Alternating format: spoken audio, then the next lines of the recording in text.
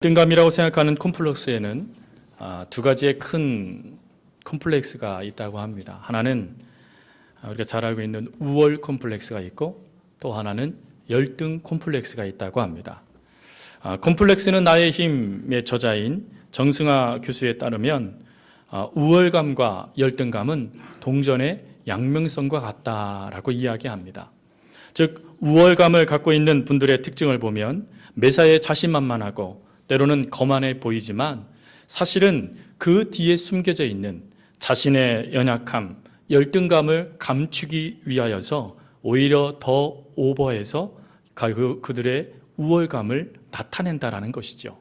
또 열등감에 빠져 있는 분들도 이 열등감 때문에 때로는 매사에 자신이 없고 또 위축당하고 늘 그 열등감 때문에 늘 어두운 인생을 살아갈 수밖에 없는 그런 안타까운 모습이 있지만, 사실은 이 우월감과 이 열등감은 사실은 같이 나타나는 거기 때문에 이 열등감에 빠져 있는 분들은 사실은 자신의 우월감을 나타내고 싶은 욕구가 그 뒤에 있다라는 것을 잊은 채 살아가고 있는 삶의 모습일 뿐이다라고 이야기해 주고 있습니다. 그리고 이 열등감과 이 우월감이 개인적인 것으로 나타나는 것으로 국한되지 않고 이게 사회적인 문제로 표출되어졌을 때 그때 나타나는 사회적인 문제를 우리가 2015년도에 가장 크게 화두가 되었던 갑질이라는 모습으로 나타나게 된다라는 것이죠. 최근 한국언론진흥재단에서 10대부터 60대에 이르기까지 대략 한 1,000명의 사람들을 설문조사하면서 대한민국 가운데 당신이 생각하기에 우리 사회의 가장 큰 문제가 무엇이라고 생각합니까? 라는 질문을 드렸을 때 그들의 95%나 되는 950명의 사람이 갑질이라는 대답을 하였다라고 합니다. 그래서 그 다음 질문, 그렇다면 당신은 이 갑질이 모든 계층의 모든 세대에 동시에 나타나는 일이라고 생각합니까? 라는 질문을 하자 그 중에 77%, 770명이나 되는 분들이 그렇다라고 대답하였다라고 합니다. 이 심각성을 깨달았던 모 공영방송에서는 이 갑질에 대해서 이런 제목으로 이 갑질에 대해서 연구하고 그것을 다큐멘터리식으로 만들어 놓았습니다. 그게 무엇이냐면 갑질 공화국 과연 벗어날 수 없는가라는 것이었습니다. 여러분이 갑질이라는 이것을 국어 사전으로 찾아보니까 자신의 우월감을 나타나여 다른 사람을 비꼬고 비난하여 그 사람을 향하여서 망발을 내뱉는 것, 이게 갑질이라고 합니다. 그렇다면 이 갑질의 이 세상 속에 나타나는 이 갑질 공화국이라고 말하는 우리 대한민국의 이 안타까운 현실이 그러면 교회 안에서는 어떨까라는 것이죠. 참 안타까운 것은 이런 모습이 교회 안에서도 나타난다는 것이죠. 그래서 이것을 정의 내릴 때 이렇게 정의 내립니다. 경건의 갑질이라고 말이죠. 얼마 전에 인터넷상에 이런 글이 화제가 되었습니다. 그게 무엇이냐면 이런 성도 무섭습니다. 이런 교회 무섭습니다. 라는 제목이었습니다. 그 내용을 잠깐 조금 소개시켜드리면 이런 겁니다. 새벽기도에 오래도록 한 번도 빠지지 않고 참석한 집사님의 눈길이 무섭습니다. 그분의 머릿속에는 새벽기도에 빠진 목사와 장로들의 빠진 횟수와 날짜가 정확하게 기록되어져 있습니다. 11조를 정확하게 꼬박꼬박하는 신자의 눈길이 무섭습니다. 그분의 머릿속에는 11조를 빼먹거나 제대로 하지 않는 동료 신자들의 목록이 빼곡히 들어 있습니다. 40일 금식 기도를 다녀온 권사님의 눈길이 무섭습니다. 그분의 시선에는 너는 왜 금식 기도를 하지 않느냐는 무언의 질타가 섞여 있습니다. 라는 글이었습니다. 제가 이 글을 읽으면서 번뜩 머릿속에 탁 스치는 한 사람이 있습니다. 그게 누구겠습니까? 오늘 장로님도 기도하셨지만 바리새파 사람들이었죠. 성경의 바리새파 사람들은 자신들은 참 구별된 존재, 그리고 하나님의 일을 위하여서 일평생 헌신된 하나님의 사람들이라고 생각하였습니다. 물론 이것은 맞는 말이기도 합니다. 그 당시에 바리새파 사람들은 랍비, 선생님, 심지어 아빠, 아버지라는 말을 들을 정도로 영적인 리더들이었습니다. 하지만 오늘날 우리들은 바리새파 사람들을 무엇이라고 말합니까? 위선자들, 외식하는 사람들이라고 이야기한다 하는 것이죠. 오늘 이 종교 지도자들의 이 모습을 보면서 그렇다면 하나님께서 이 은혜의 사순절이 되기 위하여 우리 속에서 없어져야 되고 그리고 우리 가운데 있어야 될 진정한 신앙의 모습이 무엇인지를 오늘 이 바리새인과 세리 이들의 기도의 모습을 통하여서 하나님께서 우리들에게 말씀하시고자 하십니다. 오늘 이 말씀을 살펴보면서 그렇다면 그렇게 위선, 그렇게 외식의 대명사가 되어져 버렸던 자기 과시와 자기 의를 주장했던 바리새파 사람들의 그 신앙의 모습들을 살펴보면서 하나님 앞에 다시 한번 우리들의 신앙을 점검하고 그리고 우리들이 해야 될 진정한 삶의 모습들이 나타나는 은혜가 있기를 바랍니다. 오늘 특별히 이 바리새파 사람들과 세리를 하는 예수님께서 비교하시는 이 비유 가운데 이 비유를 듣는 대상들이 누군가에 대해서 먼저 언급을 하십니다. 그게 9절 말씀입니다. 9절 말씀에 보면 이렇게 기록됩니다. 또 자기를 의롭다고 믿고 다른 사람을 멸시하는 자들에게 이 비유로 말씀하시되, 여기서 자기가 의롭다, 다른 사람을 멸시하는 자들이라고 말하는 이것을 쉽게 생각하면 자기의, 자기 과시에 빠진 사람들에게 속한 말씀이다라는 것입니다. 아마 이 말씀을 딱 들으면 아유 목사님 오늘 설교는 잘못 준비하셨네요. 그거 우리랑 상관없습니다. 저희들은 바리새파 사람들이 아니고 어쨌든지 간에 세리와 같은 삶을 살려고 애쓰는 사람들이니까 에이 목사님 오늘은 그 설교 제가 안 들어도 되겠네 이런 말씀 하실 수 있겠지요. 그러나 오늘 말씀을 하나님께서 허락하셨다면 이 말씀은 우리 교회에 필요한 말씀이라는 것이죠.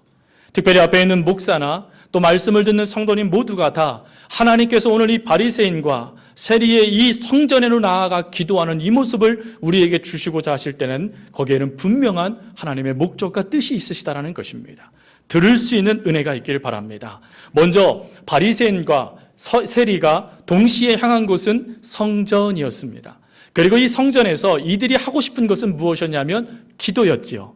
오늘 그 기도를 오늘 이 비유 가운데는 두 가지로 대조시킵니다. 먼저는 첫 번째로는 이 기도의 태도, 자세를 비교시키십니다.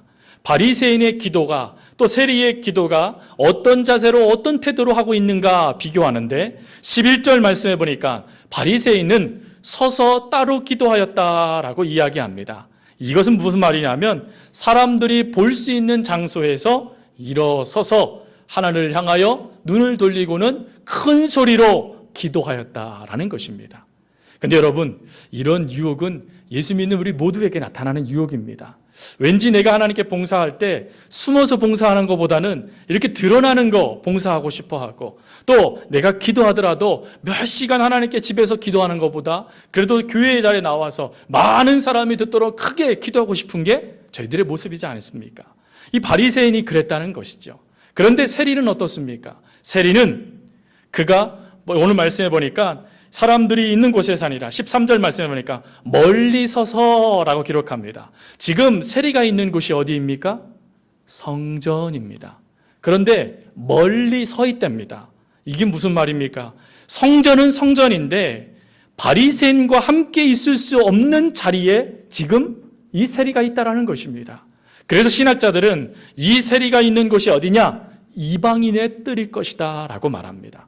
이방인의 뜰은 이방인들이 성전에서 어떤 일이 발생되는지, 그리고 예배를 드릴 때 하나님을 섬기는 것이 무엇인지 자신들이 올 수 있는 최대한의 거리였습니다. 그곳을 넘어가면 문구가 있습니다. 이방인으로서 이 선을 넘어가면 죽는다라는 문구 말이죠. 근데 그곳에 세리가 있다라는 것이죠. 아니 왜요? 그도 그럴 것이 이 바리새인은 그 당시에 존경받았던 선생님, 존경받았던 사람이었고, 이 세리는 매국노, 나쁜 놈이라고 말을 들었던 사람들이었습니다. 그러더니 존경받을 사람과 멸시받을 사람을 비교하는 거, 이거는 가당치도 않는 것이죠. 비교할 수 있는 대상이 아니었습니다. 이렇게 마음의 형편을 따라 아파하는 이 세리가 그 이방 유대인들의 뜰에도 들어가지도 못하고 자기 민족과 어울리지도 못하고 이방인의 뜰에서, 그리고는 하늘을 우러러 보지도 못합니다. 왜 하늘을 우러러 보지 못했을까요? 자신이 죄인이라는 것을 깨달은 것이죠. 자신이 죄됨을 깨닫고 나니까 하나님을 향하여 얼굴도 들 수 없는 상태가 바로 세리의 상태였다라는 것입니다. 또 세리의 기도 태도는 어떻습니까? 가슴을 쳐요. 가슴을 쳤다라는 것은 우리가 가슴 언제 칩니까? 떡 먹고 물 안 먹을 때, 가슴이 답답할 때 가슴 치지요. 답답할 때 보통 가슴을 칩니다. 근데 이 당시에 유대인들에게 가슴을 쳤다라는 것은 무엇을 의미하는 거냐면 그 당시에 이 가슴을 죄의 자리라고 여겼습니다.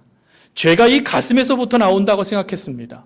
그래서 이 가슴을 친다라는 이 행위는 무엇을 의미하냐면 진정한 자백, 진정한 회개를 의미하는 상징적인 행위였습니다. 그래서 지금 세리가 가슴을 치며 기도했다라는 것은 무엇을 의미합니까? 하나님, 나는 죄인입니다. 마치 사도 바울이 말한 것처럼 나는 죄인 중에 괴수입니다 라고 하며 기도하고 있었다라는 것이죠. 지금 이 태도가 다르지요. 또 두 번째로 태도와 자세만 다른 게 아니라 지금 바리새인과 세리의 기도의 내용, 그 기도의 언어도 다릅니다. 바리새인을 먼저 살펴보면 바리새인은 기도할 때 이렇게 기도합니다. 하나님, 나는 다른 사람들, 곧 불의, 가토색, 가늠하는 사람들, 그리고 또 뭐라고 말합니까? 저기 저 세리와 같지 않게 해주신 것 감사합니다 라고 기도합니다. 여러분, 이 기도는 참 위대한 기도죠. 왜 그렇습니까? 세상의 이익에 많은 성도들이 무너집니다. 세상의 이익에 그 가치에 동조되어져서 하나님의 복음을 놓쳐버린 일들이 얼마나 많이 나타납니까? 근데 바리새인들은 안 그랬다는 거예요. 세상의 이익과 세상의 가치에 타협하는 사람들이 아니었고 힘을 다하여서 신앙의 정조를 지킬 수 있었으니 얼마나 감사하겠습니까? 그래서 이 감사의 바리새인의 이 감사는 사실은 감사의 기도의 내용이기도 합니다. 그리고는 이 바리새인이 또 기도하지요. 뭐라고 기도합니까? 기도의 내용이 나는 일해에 2번 금식하고 그리고 소득의 11조를 하나님께 드립니다 라고 기도하고 있다는 것입니다. 이 목사님, 이게 무슨 기도의 자랑입니까? 예, 이게 자랑입니다. 왜 그러냐면 그 당시에 율법에 1년에 한 차례 속죄일이 되어지면 모든 이스라엘 백성들은 금식해야 됐습니다. 그래서 그 금식하는 것만 지켜도 참 신앙이 대단한 사람들이라고 인정받았다는 것이죠. 그런데 이 바리새인들은 일주일에 2번을 금식했다는 것입니다. 월요일과 목요일. 하나님 앞에 나와서 이들이 기도했다라는 거예요. 금식했다라는 것이죠. 즉 하나님께서 허락하시는 순종의 모범을 뛰어넘어서 헌신한 사람들, 그게 바리새인들이었다라는 것입니다. 또 소득의 12조를 드렸습니다라는 것이 왜 자랑거리가 됩니까? 율법에 하나님께서 정하신 소득을 11조를 드리는 법칙이 있었습니다. 그게 뭐냐면 하나님의 소출, 한 해를 마감하게 되어지고 한 해의 결실을 거꾸는 그 소출에 대한 11조를 드리면 되는 것이었습니다. 그런데 이 바리새인들은 소득의 11조를 드렸다는 것이죠. 마태복음 23장 말씀에 가보니까 이 소득의 11조를 이렇게 설명합니다. 그들이 돈으로 살 수 있는 모든 것의 11조, 심지어 먹는 것에 대해서도 11조를 바쳤다라는 것입니다. 여러분, 그렇다면 이 바리새인들 사람들에게 손가락질 받을 필요가 있습니까? 아니면 칭찬을 받아야 됩니까? 오늘날로 따지면요, 10의 2조를 드리고, 그리고 오늘날 따지면 매 기도의 자리마다 빠짐없이 나와서 기도하고 하나님 말씀을 붙잡고 있다는 거예요. 여러분, 이거에 대해서 얼마나 귀합니까? 재미난 것은 예수님도 이 모습에 대해서 어떠한 것도 정죄하지 않으셨다는 것입니다. 인정하셨다는 것이죠. 옳다라는 것입니다. 이게 바리새인들의 모습이었어요. 그런데 세리의 기도는 어떻습니까? 세리의 기도는 조금 다릅니다. 멀리 떨어져서 기도할 때 그가 뭐라고 기도합니까? 감히 눈도 하나님께 들리지 못하고 기도하면서 뭐라고 말하냐면 하나님, 나를 불쌍히 여겨주십시오. 나는 죄인입니다. 이 짧은 기도의 내용만 고백하고 있더라라는 것입니다. 즉 하나님의 은혜와 하나님의 자비가 없이는 나는 한순간도 살아갈 수 없는 연약한 존재입니다 라고 고백하고 있다는 것입니다. 그랬더니 여러분, 여기까지 딱 이야기하면 대부분의 사람들이 누구를 칭찬할 줄 알겠습니까? 바리새인을 칭찬할 줄도 알았을 것입니다. 그런데 14절에 가보니까 예수님께서 이렇게 말씀하시죠. 14절 말씀입니다. 내가 너희에게 이르노니 이에 저 바리새인이 아니고 이 사람이 의롭다 하심을 받았다라고 말이죠. 바리새인이 하나님 앞에 의롭다함을 받은 것이 아니고 세리가 하나님 앞에 의롭다함을 받았다라는 것입니다. 이 14절에서 우리가 주목할 것이 무엇이냐면 하나님은 바리새인보다 이 사람이 의롭다라고 말씀하지 않으셨다라는 것입니다. 오히려 하나님은 이 바리새인이 아니고 이 사람이 의롭다라고 말씀하셨고, 또 그 다음에 이 중요한 것은 하나님께서 이 세리가 기도의 응답을 받았다라고 말씀하신 것이 아니라 의롭게 되었다라고 말씀하셨다라는 것입니다. 즉, 이 비유의 가장 중요한 핵심은 이렇게 기도해야 된다라는 기도가 아니라 하나님의 백성으로서 의롭다 하심을 받는 것, 구원을 누가 받느냐 못 받느냐를 말씀하신 것이었다는 것이지요. 여러분, 왜 바리새인들이 그렇게 경건한 삶을 살고 바리새인들이 그렇게 많은 사람들에게 칭찬받는 일을 많이 했음에도 불구하고 왜 하나님께서는, 왜 예수님께서는 바리새인이 아닌 세리에게 너 구원받았어 라고 말씀하셨을까요? 이것이 바로 오늘 우리가 들어야 될 하나님의 메시지라는 것이죠. 여러분, 하나님은 오늘 이 비유를 통하여서 우리들에게 주시고 싶은 말씀은 무엇이냐면 하나님께 나아가는 자의 태도에 대해서 말씀하시는 겁니다. 즉, 어떤 행동을 하고 살았는가, 어떠한 기도의 언어를 사용하고 있는가, 기도할 때 어떤 태도와 어떤 자세로 하나님 앞에 나아갔는가, 그리고 기도의 자리에서 누구를 의식하고 있는가라는 것 말이죠. 여러분, 바리새인들은 하나님을 의식해야 될 사람들입니다. 그들의 율법은 철저하게 이렇게 하면 하나님께 의롭다함을 받을 수 있다라는 기준들이었습니다. 그런데 안타까운 것이 무엇입니까? 이들이 사람을 의식하기 시작했다라는 것입니다. 사람을 의식하고 자기와 사람들을 비교하기 시작했다라는 것이지요. 이 비교하는 모습이 기도의 자리에도 나타났다라는 것입니다. 그러나 세리는 사람들과 자기를 비교하지 않습니다. 바리새인과 자기를 비교하지 않습니다. 오히려 그 자리에서 하나님 앞에서 자신을 보는 신앙으로 고백하였다라는 것이죠. 또 바리새인은 하나님 앞에 나아갈 때 자신이 토색, 간음, 불의, 세리들과 다를 수 있음을 자랑하였습니다. 사실 그 사람들과 같은 자리에 앉지 않은 것을 감사했지만 세리는 하나님을 의식하여 자신의 불의를 하나님 앞에 고백하였다라는 것입니다. 한 사람은 자기의 의를 자랑했다라면 한 사람은 자기의 죄됨을 고백하고 있더라라는 것이죠. 여러분, 이러한 바리새인의 기도를 윌리엄 버클레이는 이런 말을 했지요. 바리새인들은 기도를 하는 것이 아니라 하나님 앞에서 간증을 하는 것이다. 자신이 이런 삶을 살았다라고 자랑하고 있는 것이라는 겁니다. 하나님, 나는 저 사람들과 다릅니다. 난 세상의 이익을 따라가지 않았습니다. 세상의 유익을 따라가지 않았습니다. 저 사람처럼 하나님 배신하지도 않았고 사람들의 마음을 아프게 하지도 않았고 사람들의 피를 빨아먹지도 않았고 나는 최선을 다하여서 하나님을 위한 삶을 살았습니다. 하나님, 저 잘했지요 라고 말하는 것이었다라는 것이죠. 여러분, 바리새인들이라는 것은 율법을 연구하고 하나님 말씀을 묵상하는 사람들 아니겠습니까? 다른 사람보다 더 많이 기도하고 아빠, 랍비, 선생님이란 말을 들을 정도로 많은 이스라엘 백성들을 영적으로 이끌어가야 될 리더들 아니겠습니까? 그런데 이들에게서 어떠한 모습이 나타났다고요? 하나님이 없어도 되는 모습이 나타났다는 것입니다. 하나님이 없어도 되고 하나님을 의식하는 삶이 아니라 하나님을 의식하는 것이 아니라 사람을 의식하는 모습이 이들에게 나타났다는 것이지요. 왜요? 어떻게 해요? 이런 모습이 나타났겠습니까? 이 모습을 연구했던 C.S. 루이스 목사님은 이런 말씀하셨지요. 경쟁적이고 상대의 비교적인 방식으로 생각하게 되는 것은 그 사람 속에 있는 교만 때문이다 라고 말이죠.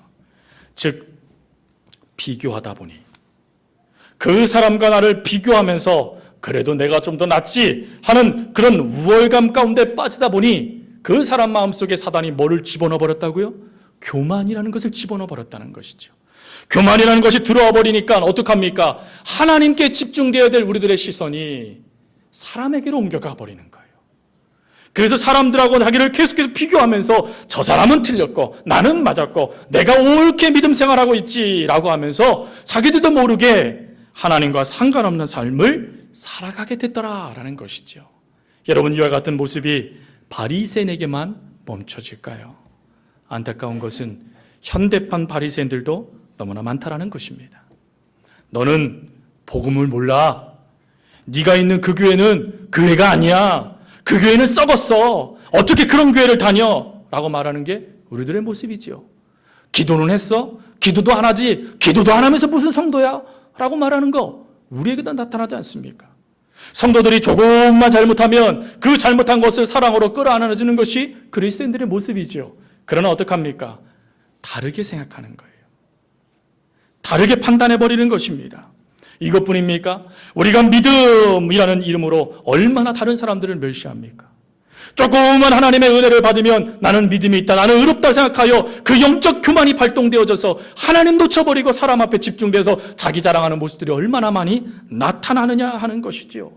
여러분, 우리 솔직해지셨으면 좋겠습니다. 세리처럼 기도하신다고요? 그러나 여러분, 세리처럼 기도하기 위해서 바리새인과 같은 모습이 내 안에 있음을 깨달을 수 있어야 됩니다. 하나님, 내가 바리새인과 다를 바가 아무것도 없습니다.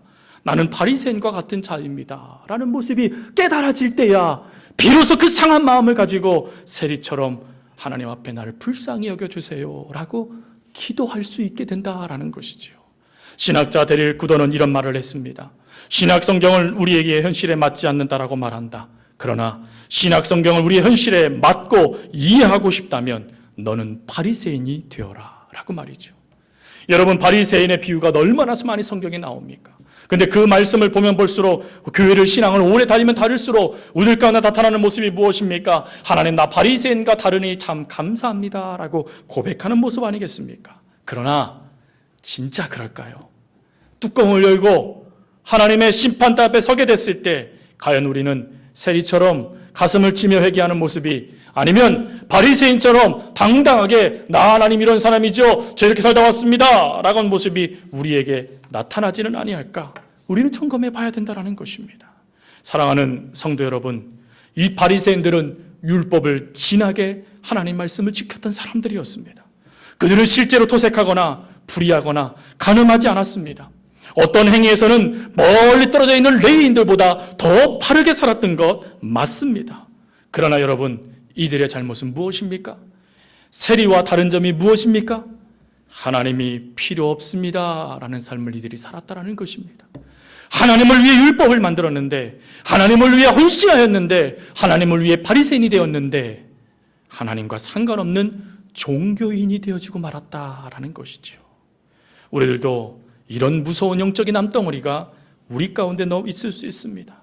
그래서 바리새인을 넘어뜨렸던 이 영적인 암덩어리가 오늘 우리도 넘어뜨리고자 사단은 우리 속에 교만이라는 씨앗을 뿌린다라는 것이죠. 우리는 안타까운 것은 우리들의 마음속에 있는 이 본성이 그 교만의 씨앗을 거절하기가 여간 어렵지 않다라는 것입니다. 왜요? 하와가 여기에 넘어졌거든요. 아담이 여기에 넘어졌거든요. 믿음의 수많은 선진들이 여기에 넘어졌거든요. 그러나 만약 여러분, 우리가 바리새인들의 이 모습을 기억하며 하나님, 나 바리새인과 전혀 다를 바가 없네요, 내 안에도 영적인 암덩어리 교만의 모습이 내 안에 있었네요 라고 하며 내 자신을 발견하면 어떤 일이 발생될까요? 또 내주하시는 성령님께서 우리들의 양심을 통하여 어떤 일을 이루어 가실까요? 기대되지 않으십니까? 사랑으로 소문난 교회가 되기 위하여 하나님은 오늘 이 바리새인의 모습을 가지고 우리를 고발하세요. 너가 이와 같은 자이다 라고 하시면서 우리에게 다가오세요.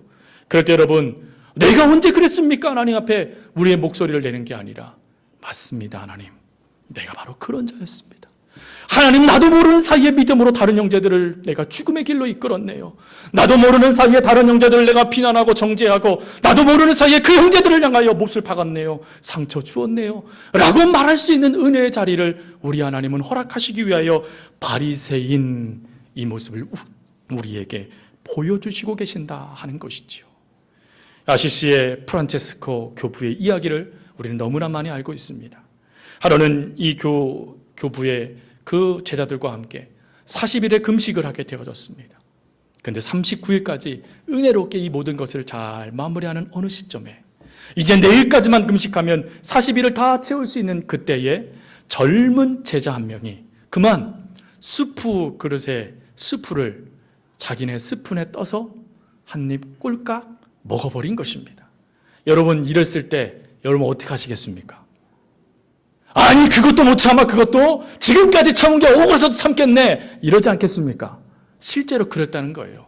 그래서 이들이 눈을 부글부글 이글이글 하면서 막 입을 막 시룩시룩 하면서 아니 어떻게 이럴 수 있냐고 하면서 스승을 탁 쳐다봤다는 것이죠. 그러자 이 프란체스코 이 교부가 즉시 어떻게 했을 것 같으십니까? 수프 그릇에 그 젊은 제자가 먹다가 내려놨던 그 수저를 딱 들고는 자기가 떠먹기 시작했다라는 것입니다. 그 모습을 보았던 제자들이 하나같이 스프의 냄새에 무너졌던 제자와 그 스프를 먹는 스승을 보면서 두 눈을 부릅뜨고 노려보며 그리고는 정죄하는 눈빛을 보이기 시작했다라는 것이죠. 그때에 이 교부는 이런 말을 했습니다.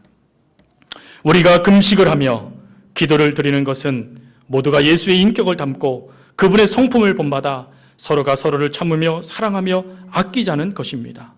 저 젊은이가 유혹을 이기지 못하고 수프를 떠먹는 것은 죄가 아닙니다. 하지만 그를 정죄하고 배척하는 여러분들이야말로 지금 큰 죄를 짓고 있는 것입니다.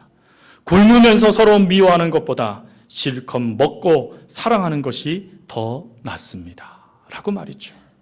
여러분, 이 이야기에서 우리는 바른 신앙이 무엇인지, 경건의 갑질이 아닌 경건의 겸손이라는 것이 무엇인지를 깨닫게 됩니다. 39일 동안 무사히 금식을 마친 프란체스코와 그의 제자들에게 엄격한 경건과 돈독한 신앙이 오히려 형제들을 짓밟고 자신들의 영성마저 망가뜨릴 수 있다는 사실을 이 교부는 자각하고 있었다는 것입니다. 그래서 차라리 그럴 바에는 우리 그냥 이거 포기합시다 라고 말해주고 있는 것이죠. 우리들 주변에 이러한 이야기 참 많습니다. 율법의 계명을 지키지 않는다고 다른 이들을 욕하고 질타하면서 그보다 더 큰 사랑의 계명을 놓쳐버린 일들이 얼마나 많은지 모릅니다. 그래서 우리 주님은 우리에게 말씀하시죠. 서로 사랑하라 라고 말이죠. 서로 긍휼히 여기고 잘못되었을 때 그 잘못을 꾸짖고 정지하며 날카로운 화살과 같은 서슬퍼런 그런 칼날과 같은 시선으로 다른 사람을 정죄하기보다는 잘못을 깨닫고 바른 길로 갈 수 있도록 인내해주고 기다려주고 그를 사랑해주며 그 손을 내미는 것이 바로 마땅한 그리스도인들의 모습이다라는 것이죠. 경건은 겸손으로 나타나야 되고 믿음은 사랑으로 나타나야 된다라는 말씀이 있습니다. 만약 그렇지 아니하면 우리의 경건과 우리의 믿음은 오히려 다른 사람에 대한 배타와 거부가 될 것이고 무엇보다도 폭력이 되어져서 다른 사람의 영혼을 망가뜨리는 끔찍한 범죄가 될 것입니다. 사랑에 실패하지 않기 위해서, 인격에 실패하지 않기 위해서 때로 종교에 실패하는 사람이 되는 것은 어떻겠습니까? 때로는 다른 사람을 살리기 위해서 나의 믿음을 세워나갈 수 있는 그 자리를 내려놓고 그 영혼을 위하여 얼굴을 들리고 웃어줄 수 있는 그 자리에 서는 것은 어떻겠습니까? 그 영혼을 살리기 위하여, 그 제자를 살리기 위하여 수프 그릇에 수저를 들었던 그 프란체스코 교부처럼 우리들도 한 걸음 뒤로 물러나서 나의 완벽한 믿음을 버리고 다른 이의 영혼을 살릴 수만 있다면, 그 영혼에게 하나님의 사랑을 심어줄 수만 있다면 하나님 이것도 내려놓을 수 있습니다 라고 고백할 수만 있다면 여러분, 우리 교회가 얼마나 달라질까요? 우리 교회는 아마 이 표처럼 사랑으로 소문난 교회가 되지 않겠습니까? 그럴 수 있기를 바랍니다. 아니, 그렇게 돼야 될 줄 믿습니다. 하나님은 그렇게 만들어 가실 겁니다. 그래서 서로 정죄하고 비판하고 어떻게 그럴 수 있어 라고 말하는 말들이 사라져버리고, 괜찮아요, 그럴 수도 있어요, 내가 기도해 줄게요, 우리 다시 한번 일어서요 라고 말하며 함께 그 손을 붙잡고 나아갈 수 있는 믿음의 공동체, 우리 서울교회가 될 줄 믿습니다. 우리 성도님들의 가정이 될 줄 믿습니다. 하나님은 오늘 이것을 깨닫게 하기 위하여 바리새인의 모습을 우리에게 보여주신 것입니다. 오늘 이 말씀을 의지하여 오늘 이 시간에도 우리가 기도할 때, 하나님, 혹시 내 안에 바리새인과 같은 모습이 있지는 아니합니까? 하나님의 사랑의 모습이 아닌 하나님의 시선을 놓쳐버려서 사람에게 집중되어 버렸던 연약한 모습은 있지 않습니까? 하나님, 회개합니다. 하나님, 이 시간에 은혜를 베풀어 주십시오. 그래서 시선이 이제는 사람에게 아닌 하나님에게로, 그리고 정죄와 비난이 아닌 그 사람을 사랑해주며 인내하는 자리로 저를 옮겨주십시오 라고 기도하는 오늘 이 시간 될 수 있게 바랍니다. 우리 함께 기도하겠습니다. 참 좋으신 아버지 하나님, 감사합니다.